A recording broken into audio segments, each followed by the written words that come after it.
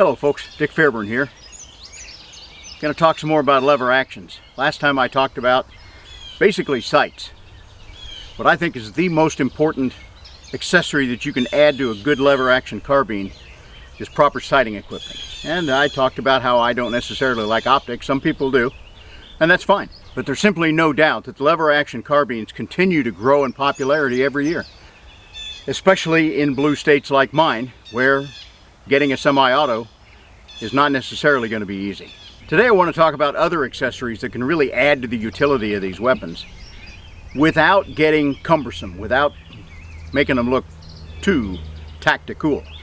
If you want tactical, there are modern fighting lever actions and accessories on the market that are, it's like a Barbie doll. You can accessorize as much as you want. But stick around, we'll talk about some sensible accessories that I think you can add to your lever guns.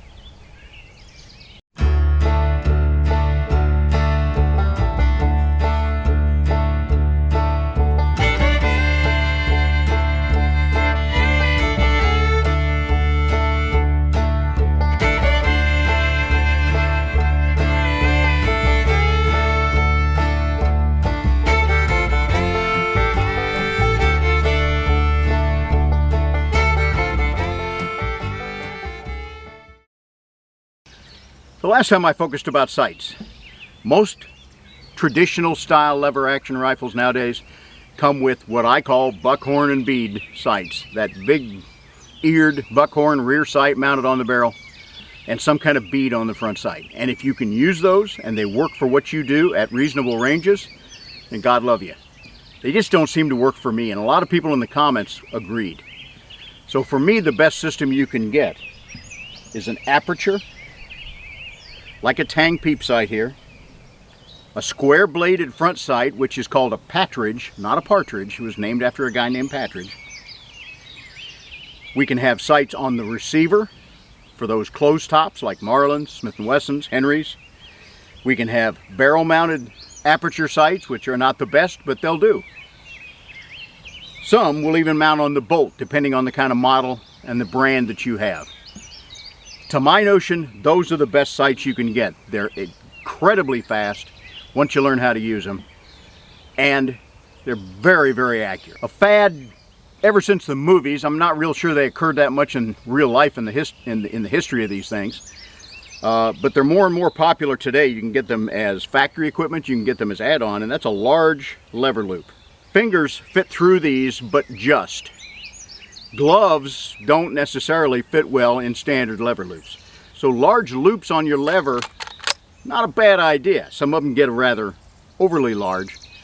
Interestingly, from what I understand, the advent of those large loops in the movies and TV shows was primarily for those guys who wanted to work the rifle one-handed by flipping it that way, which might look kind of cool, but I think it's a very impractical way to actually try to use it effectively. One thing I have done, and this is a 45-70 Browning, I've added a leather wrap down here.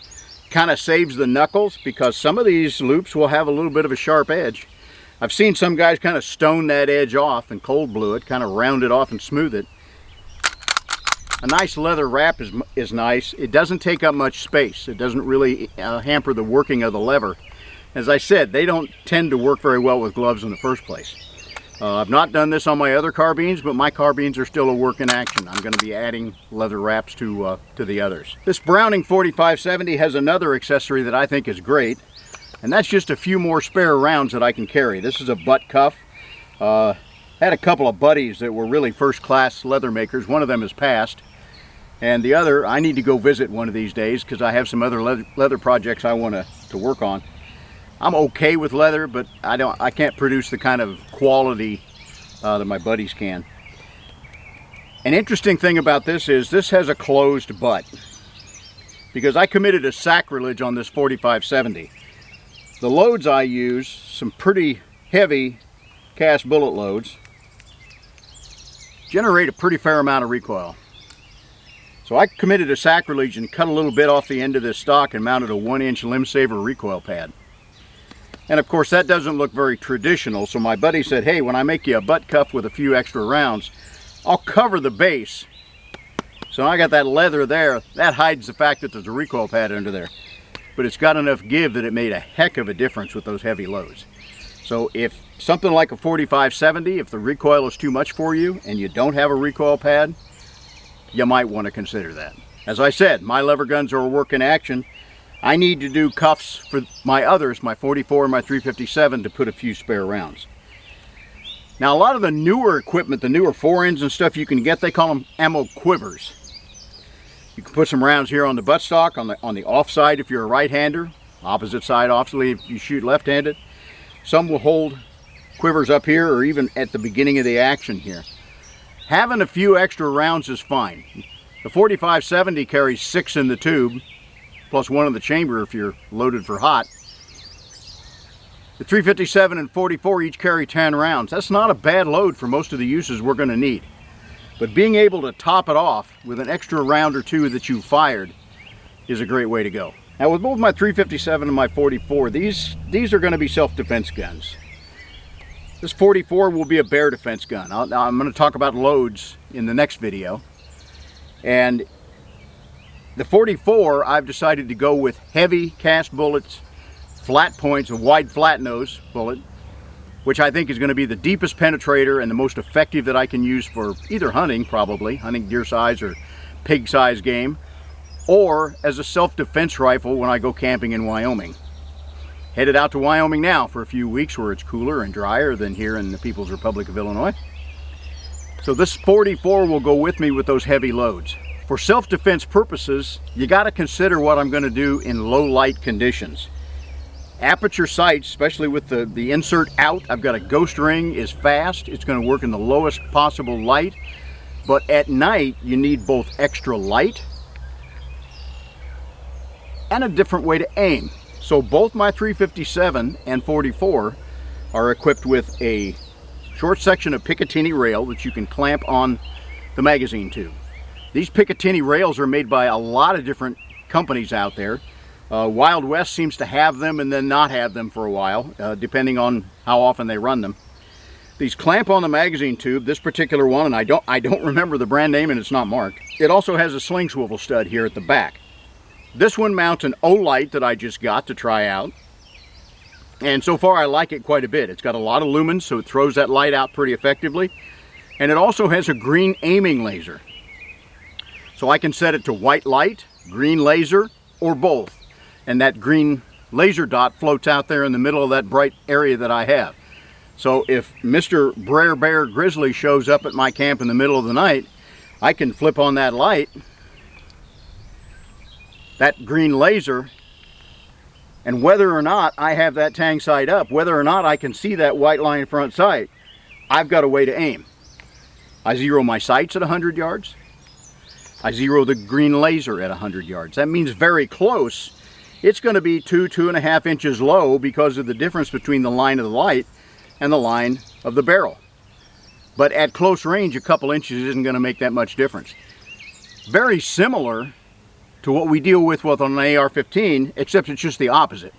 There, the line of aiming is high and the barrel is low. But you need a little bit of holdover if you're working at, tag your it distances.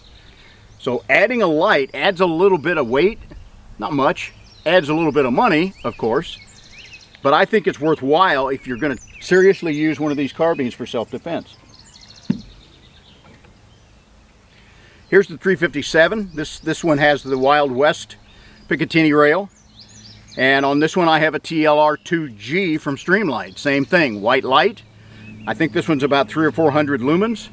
That green aiming laser, which I have zeroed to match the sights at 100 yards. So I can use this under any kind of lighting conditions and do so very effective. Another accessory that's worth having is a way to mount a sling on here. And I don't necessarily mean a 2-point tactical sling or something like that, although you could. I'm just talking about a carrying strap for the most part. Sling swivel studs can be screwed into the wood very simply. That's a very easy project. They make them that clamp on the barrel band. That's what I have on my 4570, and I have it out far enough that I'm not going to get my hand up against it and get it banged in recoil. But this particular section of Picatinny rail has a sling swivel stud as a part of it. In fact, that's how it happens to clamp to the magazine tube. So the ability to add a sling to one of these is also very handy. And I don't think that's impractical at all. Most newer lever action designs come with some kind of a safety device. Either a cross bolt safety, which I think is terrible, or a tang safety, which I still don't like, but I can kind of live with that. At least it's natural. It's going to be under your thumb. The tang safety does interfere with the mounting of a tang sight if you want to do that. But they can all be deactivated. The tang safety can be removed, and then you can put a filler in there or cover that with a tang sight. The cross bolt safety, there are a number of companies out there that make a cross bolt safety replacement. You need to do a little bit of disassembly to the rifle, nothing serious. Remove that cross bolt safety, and then there's a pin that goes in there to replace it. Doesn't move, doesn't put the safety on, and it really just looks like the ones I've seen have screw heads in them, so it just looks like a screw in the receiver. They come in stainless, they come in blued to match whatever finish you have on your weapon. Why am I against safeties? Generally, I'm in favor of anything that's going to make a firearm more safe. The problem with the tang and the crossbolt safeties is, especially the crossbolt, it's fairly easy to get that thing put on safe when you don't really mean to. And that means you've worked the lever, you've got the hammer cocked, you're on target. You might need to fire that weapon instantly to save your life from a bad person or a bad animal. But that safety's on and you just don't realize it. So when you go to pull the trigger, nothing goes bang. So I think those need to be deactivated, removed, or replaced to make the weapon most effective. You still have a half-cock notch, and most people don't generally carry around in the chamber of a lever action until pretty close to when they're going to be using it. One thing I noticed with a lot of cowboys out west who when I first moved to Wyoming as a police officer, the window of virtually every truck out there had a Winchester 94 30-30 hanging in the back window. They tend to not work the lever until they're going to shoot. That means a lot of times I'd see them bring a rifle out, get ready to hunt, get ready to, sight it on the range or something like that. They'd flick the lever and an empty case would come flying out. That means when they fired it the last time, they just left the empty in there. That's just the way a lot of them seem to have been brought up. I was brought up to go ahead and flick that lever, have another round under the hammer just in case you're going to need it, and then have to unload that later and leave that empty chamber. But the point is, you have the half-cock safety when you're going to carry around in the chamber, and deactivating especially those crossbolt safeties I just think is a really good idea. Now when you go very far beyond a sling, a light, and some spare ammo, I think you're starting to get tactical. You're taking away from the simplicity, the lightness, and the handiness of a lever action carbine. Clint Smith at Thunder Ranch does rifle classes, and I've known Clint for an awfully long time. I first met him when he was operations officer at Gunsight, and I went through a class at Gunsight. Clint tells me that a lot of people show up to his, especially carbine classes with ARs, with all kinds of stuff screwed onto those things. And he said usually by day 2 or day 3 they are down to a sling, a light, and that might be about all. Because the other stuff has either got in the way, come loose, or interfered with some of the way they want to use the weapon effectively. The more stuff you screw on there, the more problems you create for yourself, not more options a lot of times. So keep these things as simple as you possibly can. If you want to spend more money for more accoutrements on your lever gun, I say take that money to the store, buy ammo or buy reloading components, and practice more. The more you train with these things, the faster and the more accurate you're going to be with them when you truly need them. Of the calibers available to us out there, in the smaller size lever actions, the pistol caliber carbines, and really the Winchester 73 and 4440 was probably the first ever pistol caliber carbine. The most common we see out there nowadays are 357 Magnum and 44 Magnum. Now certainly they can be had in 45 Colt. The cowboy shooters may have them in 4440, 3840. Rossi makes a 454 Casull, which will also shoot 45 Colt ammo. And with that Casull load, you got a bear gun deluxe, but you've got an awful lot of recoil in a very light rifle. 357 and 44 are the most common, and from my point of view, they are absolutely the most practical. Now, I said I'll talk about loads in the next video. I happen to think the best for personal self-defense is the 357 Magnum. It strikes a very heavy blow from a 16 to 20 inch carbine barrel. It generates very little to almost no recoil. You can use 38 specials in a lot of these if you want even lighter practice ammo. The 44 has significantly more recoil, significantly more downrange whoop when it gets there. I think it's better for 100 to 125 yard hunting for white-tailed deer, hogs, and things like that. And in 44 Magnum, with the right kind of loads, it can definitely be a deep penetrator for backcountry self-defense against hogs or bears. Can a 357 fill that role as self-defense against dangerous animals? It can with the right loads. But the difference in whoop-ass between the 357 and a 44 Magnum is dramatic. If you're looking at a carbine primarily for hunting, but also suitable for self-defense, the classic 30-30 is probably the best all-around choice you can get your hands on. Now you're talking 150 yard, maybe a little bit more as a deer or hog hunting cartridge. Still not significant recoil. As center fire rifle ammo goes, if you catch it on sale before deer season every year, 30-30 is going to be one of the least expensive options you can stock up on. 45-70 is certainly a hunting round. As a stopper rifle for big dangerous critter, I don't think you're going to kill critters much better than you can with a 45-70 with the right load. Certainly going to work out to 100, 125 yards, maybe a little bit more on deer and hogs, but considerably heavier to carry and considerably more recoil to deal with. So the 30-30 is a great choice. Now some people ask, and I have a buddy who has an old Winchester 94 in 32 Winchester Special. It is essentially a ballistic twin to the 30-30. Just very slightly bigger bullets. The downside to the 32 Winchester nowadays is the ammo is not commonly found very often. There are very few choices available in the kind of loads that you can get for that 32 Winchester Special. 32 is fine. If you've got one and you want to set it up for both hunting and home or ranch self-defense, you don't have to go get a new rifle. 32 is okay, as long as you can lay in a good supply of ammunition. Maybe you've got another big lever action. Maybe you've got a Marlin 444 instead of a 45-70. Winchester 94 has been available in both 38-55, an old black powder cartridge that's still fairly popular, as well as, for a while, the 375 Winchester, which was really just an upgraded version of the 38-55. Also, good for hunting, good for stopping dangerous game. Another option you see, especially in the Marlin, is the 35 Remington. Rimless, bottleneck cartridge, 200 grain bullet generally. Again, ammunition is not as plentiful as it used to be. Really good load, especially a little bit shorter range, heavier bullet, brush stopper for deer, hog-sized critters. I was criticized by one commenter in the last video, and he said, gee, what about the Savage 99 lever action? You know, I have virtually no experience with the Savage 99. It hasn't been made for a long time. It was one of the very first to readily use rimless bottleneck rounds, like the 300 Savage, which is very much like the 308 Winchester now. If you have a 99, they can be great rifles.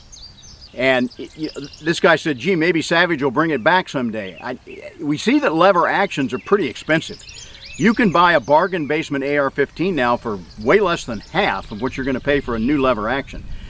And that's simply because the technology needed to make them is a lot more complex. Older designs, a lot more machining, more probably hand fitting, although, you know, CNC machining has taken away a lot of that. Lever actions are more expensive to make, I believe. And the Savage would probably be one of the worst of those. So I seriously doubt we're ever going to see that Savage 99 design come back on the market. Now, virtually all the lever guns nowadays, and in the past, have a side loading gate. This is called the King's patent. It was first used on the 73 Winchester, I believe. It allows you to fill this tube from the rear by pushing rounds in through that loading gate. Great. Some of the early Henry rifles had a tube loading, like you see on most tube magazine for 22 long rifles. Tube loading, you load the whole tube at once, so it's a little bit slower. The biggest disadvantage is without that side gate, you can't top it off. Once it's loaded, it's loaded.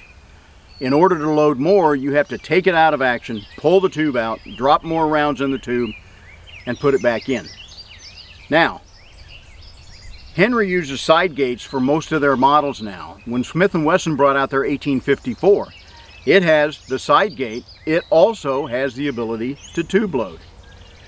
Tube loading is a great idea, in my opinion, for unloading. You slide that tube out, you can pour those rounds out. You don't have to work them through the action. Now you can work them through the action safely. You just want to cycle it. Just barely bump that bolt enough to get it up off the loading gate, shake a round out, and you know, for 10 rounds, I got to do that 10 times to empty it out. Some lever actions, and it's not necessarily brand specific, I think it's just how the parts fit up. Some of them, you can push that loading gate in far enough to pop the last round loose and take it back out the gate. None of my Brownings will do that. Some will. Marlins seem to be the most likely to be able to do that. So to unload one of these, administrative unload, you got to either work them through the action, or if you have a tube unload option, you can dump all those rounds back out of the tube without having to cycle them through. That makes the tube load unload an advantage, in my opinion. So having both is actually a pretty good idea. Now, if you're going to use these for serious defense use, self-defense at home, backcountry defense, having that loading gate is essential to keep these things topped off. And that's why it's nice to have rounds here or here. If not, have a few in your pocket. But if I fired a shot or two, I can pull that round out of here. I can feed it in, fire one, load one, fire one, load one. I can keep that magazine topped off. I don't have a 30 round magazine out the bottom. Now Henry does make one that takes M16 magazines, chambered in either the 223 or 5.56 or the 300 black. There you can use detachable magazines. These you cannot, of course. But being able to shoot a round or two and then top off that magazine and keep it up to maximum capacity is a big advantage in a fight. I'm going to talk about some techniques of the lever action that I've seen, and I've seen a lot of these in cowboy shooting. And I'm going to stick in a clip here of the current state of the art of cowboy action shooting lever actions. And you will see that the vast majority of those people nowadays, they do not use 92s, which were real popular when I was doing it quite a few years ago. They almost all use clones of the Winchester 73. And these things have been gunsmithed to the point that those actions almost operate themselves. In fact, a couple that I played with, you almost have to hold the bolt closed. If you release the lever, it'll actually start to come out of battery on its own. These are very, very impractical. These cowboy action guns can be fired so fast that it's just staggering. But they're shooting powder puff loads. They're shooting at extremely close distances. And as I said, that action has been so heavily modified, it's just not practical with full loads in a self-defense kind of environment. Nothing wrong with the 73 if you like that. 73 is a distinctly weaker action than the 92 for pistol calibers. But with modern technology, modern steel metallurgy, the 73 is plenty strong enough for what we need to do. If you want to do some slick up work on your action yourself or have a gunsmith do it, that's fine. Most of them are not bad, and just some wearing in will work them very well. I would caution you against getting one of those cowboy action level jobs because they're just so fast and easy to use. I don't think they're going to work effectively for practical situations or heavy practical ammunition. Now, the Winchester 94, almost the last of John Browning's design of lever action rifles for Winchester. He did make the 95, which kind of functions something like the 94 with a single rear locking lug. The 94, to put it colloquially, when you work the action, the guts fall out. The whole floor plate drops down to give you the pivot point. As of this, the locking bars drop down and give you that lower pivot point that you need. I think the 92 and the older 1886 action, like my 4570, personally, I think these are the smoothest actions made for lever guns. Probably the next is going to be the Marlin. The 1894, in my opinion, is not the smoothest lever action in the world. Over 7 million of them having been made, you can see that a whole lot of people disagree with me about the 94 action. And it does work just fine, but to me, there are two distinct stages to the lever. There's that, when the guts fall out, that to finish the stroke, and the same thing coming back. Back, floor plate goes up and locks, and then you're ready to go. And of course there's a safety bump back there that you have to squeeze the lever closed to be able to fire it. I had a buddy that had a couple of 94s. He loved them. He had fire lapped the barrels. The only Winchester 94 I've ever seen that would shoot legitimate minute of angle groups at 100 yards was some of his cast bullet loads. We tore that rifle apart. We coated everything with about 240 grit grinding compound, lapping compound from Brownells.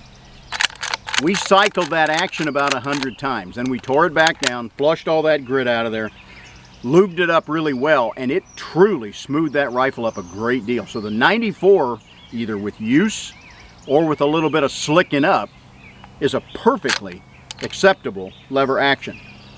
I just don't like them. So I don't currently have one. I don't currently have a 30-30 for that reason. Myself, I like the Marlin 30-30s better. I like their action smoother than the 94, but I'm a jerk. There are a lot of 94s out there, and they're perfectly fine if you have one or if you want to get one. Now, watching people in early cowboy shooting, when I gave a couple of seminars on how to use aperture sights and how to work the action of a lever gun rapidly, I found that a lot of people would take the rifle off their shoulder and they would kind of slowly, even under timed competition, they just didn't get in a real big hurry. And if you get kind of herky-jerky partway through the working of an action, especially with a Winchester 94, you can have some feeding problems. Lever actions were not made to be used in a wimpy fashion. You need to work them smartly, all the way forward. Make sure you go all the way forward. To me, that's another advantage of the 92 and the 86. They have a little bit shorter throw than some of the actions, which helps for people with shorter arms. Smartly open, smartly back. You're not going to hurt that action. You're not going to beat it up or bang it up by working it too hard. And the other thing is, if you're going to work this thing fast, if you take it down off your shoulder to work the action and then back up, you've almost doubled the interval that you're going to have between aimed shots. Okay? Keep it on the shoulder. If for some reason your arms are so short you have trouble getting it all the way forward, then you probably have a stock that's a little bit too long for you. So consider shortening that stock if that's a problem for you. The point is, keep the sights on target, flick that action smartly, and keep it on the shoulder.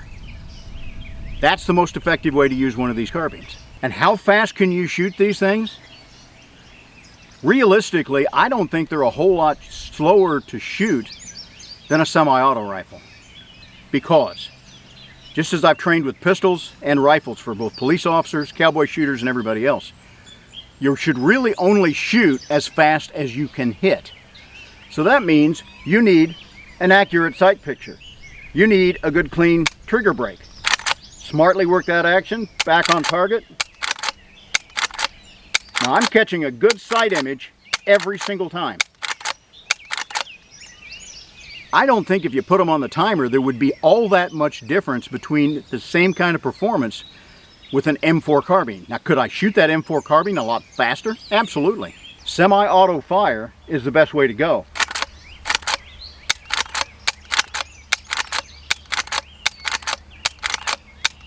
And I'm really not sure an M4 would be a lot faster to get the sight picture, get the hits on target, and come back out of the recoil and be ready for the next one. So my instruction for people is shoot as fast as you can hit. If you're starting to get misses from trying to go too fast, then you need to slow down, back off just a little bit. Slow is smooth, smooth is fast.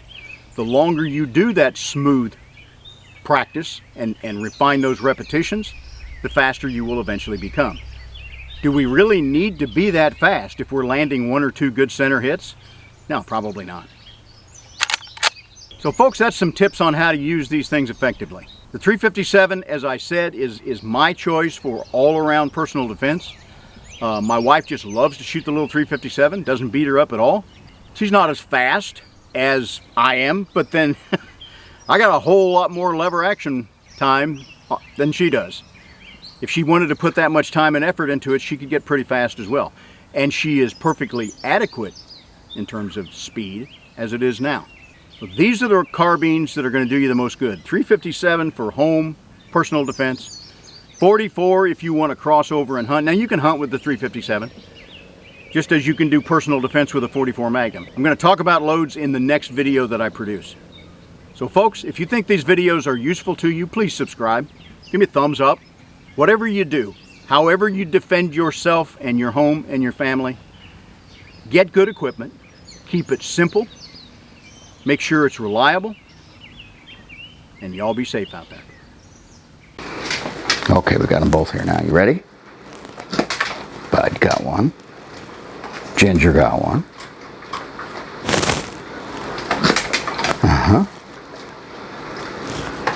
Oh, she missed it. She usually gets them, doesn't she, Bud? Okay, girl, last one. You ready? You ready? Yeah! That's all there is till next time.